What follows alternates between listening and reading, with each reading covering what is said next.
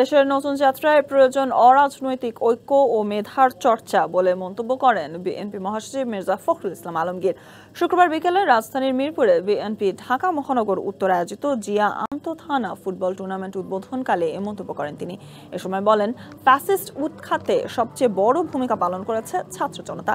তারেক রহমান সত্যিকার অর্থে অগ্রসর, সমৃদ্ধ ও আন্তরিক বাংলাদেশ নির্মাণ করতে চান। এ সময় তিনি আরো বলেন, ক্রীড়াঙ্গন দলীয়করণ করেছিল ফ্যাসিস্টরা।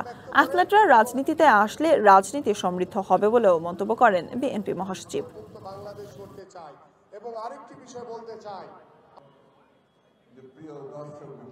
বাংলাদেশের যে স্পোর্টসের, আজকে আমি এখানে রাজনীতির কথা বলবো না।